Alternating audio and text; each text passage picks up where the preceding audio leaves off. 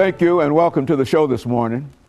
The topic this morning is the 50th anniversary of the sit-in movements in the South. And of course, the sit-in movements were not confined to the South, but we do have with us as our first guest today, Miss Elizabeth McClain, a professor at Tennessee State University and also a participant in the sit-in movements in Nashville, Tennessee. And let me welcome you to the show this morning, Ms. McClain. Thank you, Dr. Haney. And tell you how delighted we are to have you here with us, because we know that not only did you participate in the civil rights movement and in the sit-in movements, but you have played a real role in terms of the legacy of that movement, directing studies and directing all other kinds of activities to make more people aware of that. Let's start off by having you to give us a statement about your own background, and then talk about the sit-in movements, the 50th celebration of that movement. I was a student at Bethune High School in Piedmont, Alabama, when my brother came to Nashville to Tennessee State University. I graduated, and then I came to Tennessee State in 1961. I am the second oldest of 8 children.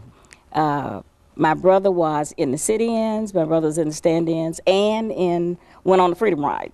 And so when I came to Nashville, I joined NCLC and the student movement, and I did the same thing. As a freshman? As a freshman at Tennessee State. Nashville's movement actually began with Kelly Miller Smith going to Atlanta and joining Dr. Martin Luther King when they organized the Southern Christian Leadership Conference. Dr. Smith became the chaplain for that organization. He returned to Nashville in 1958. He called for the ministers of Nashville and organized the Nashville Christian Leadership Council. And that's the organization that ran the sit-in movement in Nashville. He asked for ministers to join him, and 27 ministers joined him. And that organization later agreed that Jim Lawson, who had been to India and had studied Mohandas Gandhi nonviolence, would come and have workshops with students. So Nashville students and community persons went to workshops at Clark Memorial Church and several other churches and learned the philosophy and techniques of nonviolence.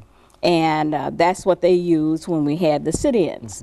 Now, the first publicized sit-ins was February the 1st, 1960 in Greensboro, North Carolina.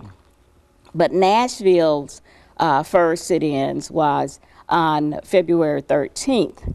Now, Nashville had tried some test sit-ins in 1959, but the first publicized sit-in was February 13th, 1960. The sit-ins went okay. They sat, they closed the counters, and then the students left.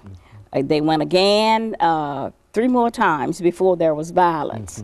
The violence came in on February 27th, and hoodlums hit students, knocked students off their stools. One young man was pushed over the counter, and the police sat and watched as these things happened. And then the police arrested these nice, well-groomed students for disorderly conduct. And they continued these sit-ins throughout this period. The Nashville community was outraged because their well-behaved young college students were being beaten and by hoodlums and also arrested by the police. And the total community rallied around these students. They continued the sit-ins.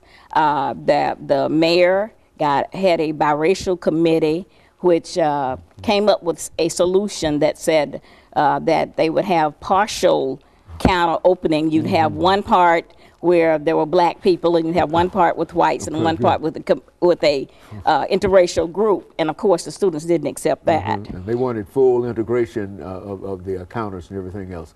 And of course, Ms. McClain, we're getting ready for our first commercial break, after which we have two other members of your group who will talk about their experiences dealing with some of the things that you've already laid out. And I think that with that kind of information, they can then get into talking about some of their experiences, because these will be the women of the movement, and later on we will deal with the men of the movement. And I think that the women of the movement sort of experience something that now both experience terror, but at the same time it's women and then men. How were the men, the women treated as over against the men? And of course we'll be back with our audience following this very, very short commercial break.